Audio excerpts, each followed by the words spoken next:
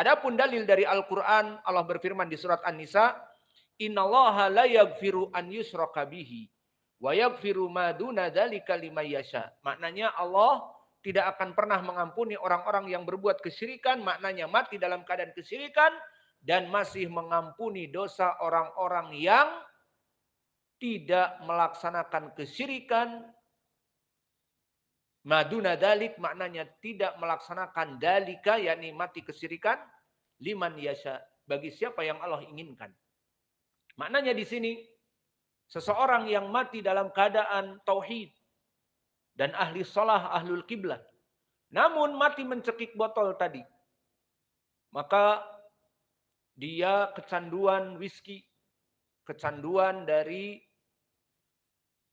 air keras, minuman keras, maka dia mati dalam keadaan mabuk. Tapi tetap sholat dan sebagainya. Maka bagaimana di sini? Tahta masyiatillah. Allah yang berhak. Jika Allah menginginkan dimasukkan api neraka, dimasukkan api neraka dan nanti dikeluarkan seperti hadis yang kita baca tadi. Namun jika Allah mengampuninya, Allah mengampuninya. Itu urusan Allah dengan dosa dia. Dosanya kepada Allah, Allah ridho, ya sudah. Dan ini pendalilannya di Al-Quran tadi.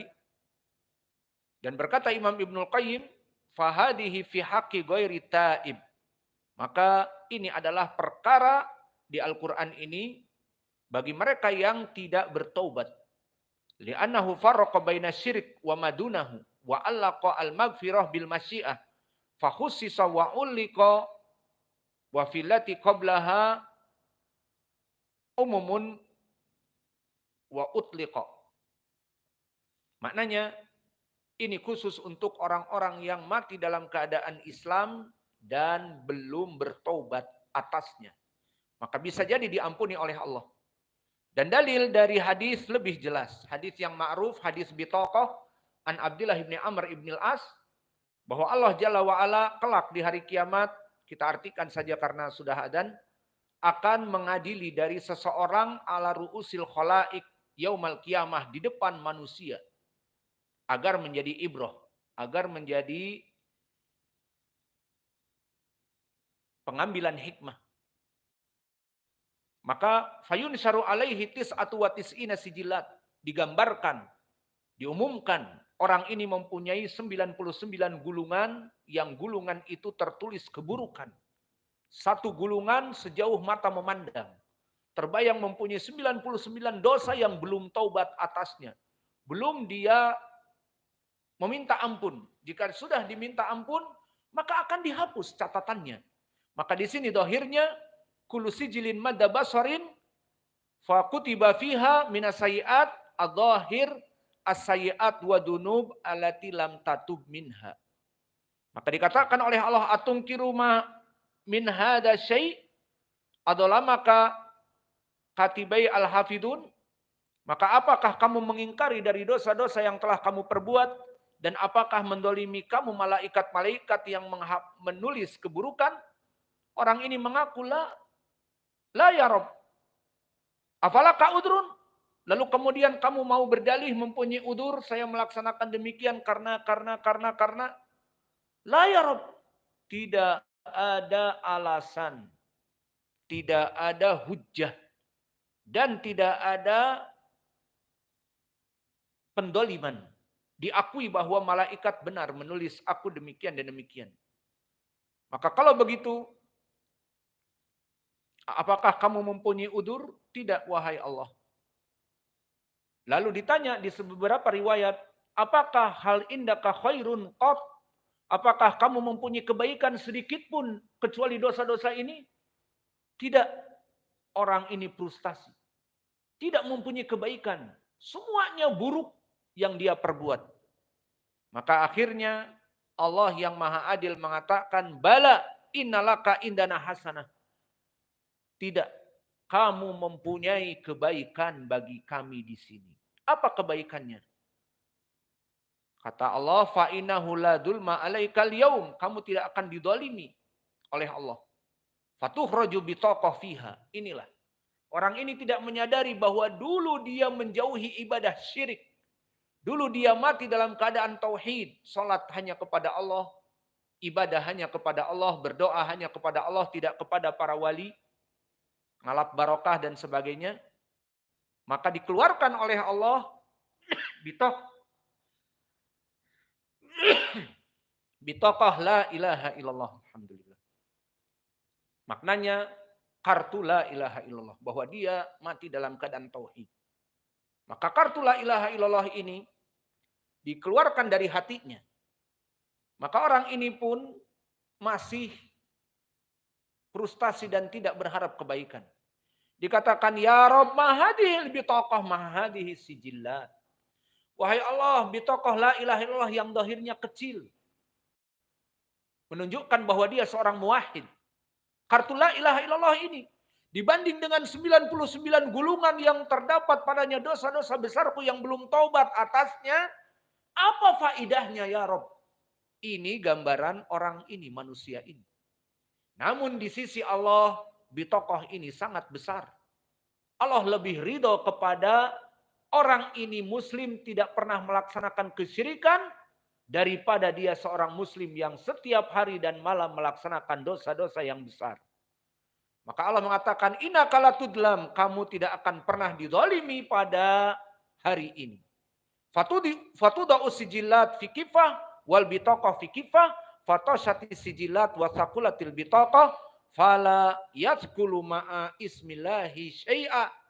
Maknanya disimpanlah bitaqah la ilaha illallah di mizan. Maka di sini tandanya mizan ada dua timbangan, timbangan kebaikan dan keburukan.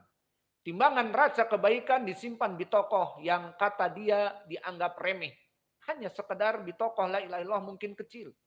Kemudian timbangan keburukan disimpan 99 gulungan yang besar. Maka orang ini mengatakan, apa faidahnya dari bitokoh ini? Namun di sisi Allah itu sangat besar. Apa akhirnya? Wasukilatil bitokoh wa tosyati sijillat. Apa makna tosat? Tosat itu terbang. Maknanya sangat ringan. Tidak ada apa-apanya. Timbangan raca keburukan 99 gulungan itu terangkat. Dan menjadi berat neraca timbangan bitokoh. Seperti kita di pasar misalnya menimbang 1 kilo, ya terangkat 1 kilo seperti itu. Maka di sini pun terangkat lebih berat dari bitokoh la ilaha illallah menjadi lebih berat dan terangkat 99 gulungan. Lalu tidak ada yang lebih berat dari la ilaha illallah. Maka hadis ini menjadi pendalilan bagi kita bahwa kaum muslimin dari pendosa besar bisa jadi diampuni dari dosa-dosanya yang belum dia bertobat padanya. Maka hadis ini hadis yang masyhur dinamakan hadis bitaqah, diriwayatkan oleh Imam At-Tirmidzi dan Ibnu Majah dan Ibnu Mubarak serta Imam Ahmad. Semua jalannya bertumpu kepada Laits ibnu Sa'ad.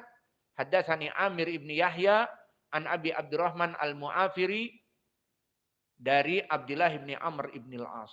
Maka sanadnya sahih, semua rijalnya thiqat. Dan Syekh kami Mukbil pun telah mensahihkan hadis ini di Jami'us Sahih dan berkata, hada hadisun sahih.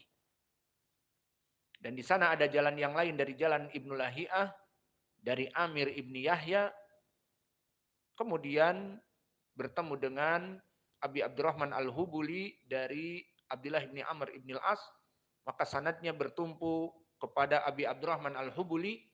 Maka riwayat Ibnu Lahiyah dhaif, namun telah datang jalan yang pertama tadi yang sahih. Maka hadis bitaqah ini sahih dan disahihkan oleh Imam Muhaddis Muqbil Al-Wadi'i, guru kami. Maka dengan ini selesailah permasalahan tadi yang pertama. Orang-orang yang mati dalam keadaan berdosa besar dan belum bertobat, apakah harus masuk api neraka dan diadab dulu seperti hadis yang kita baca di hadis tentang ru'yatillah ini? Mereka akan dikeluarkan oleh Allah, tentunya oleh para malaikat atas perintah Allah dari api neraka dikarenakan dosa-dosa mereka yang belum bertobat. Apakah harus dibakar? Jawabnya tadi tidak. Tahta masyiatillah. Jika Allah menginginkan, dia akan diampuni. Dan yang kedua, namun jika tidak Allah menginginkan kepada orang ini untuk diampuni, maka akan dibakar terlebih dahulu di api neraka. Maka faidah dari hadis ini, hadal hadis mimma yastadilu bihi ahlus sunnah wa ashabil hadis annahu yasfa'u fi ahlil kabair wa annahu la yukhlad finnar min ahli tauhid ahadun. Bahwa dari hadis ini, hadis yang muttafaqun alaih yang kita baca tentang ru'yatillah ini, menjadi pendalilan tentang syafaat dari para pendosa besar dari kaum muslimin dikeluarkan dari api neraka, dipindahkan kepada surga. Dan menjadi pendalilan juga bahwa kaum muslimin min ahlil kabair meskipun jika masuk neraka hanya sementara dan tidak forever in hell. Dan ini menyelisihi dari akidah kelompok sesat dari kelompok Khawarij atau istilah lain Al-Haruriyah yang sekarang banyak nama dan ragam di antaranya ISIS dan yang lainnya, yang mana mereka yutliqunal kufur ala al-usah minal mu'minin wa yukhlidunahum finnar. Maka mereka memutlakkan bagi para pendosa besar dengan ucapan kafir. Disebutkan mereka kafir di dunia. Para pendosa besar dikatakan kafir. Maka mereka mengkafirkan kaum muslimin. Maka dikafirkan dari pemerintah dan dikafirkan dari anggota-anggota TNI dan polisi. Kafir, kafir, togut, kafir. Itu ucapan mereka, doktrinan mereka.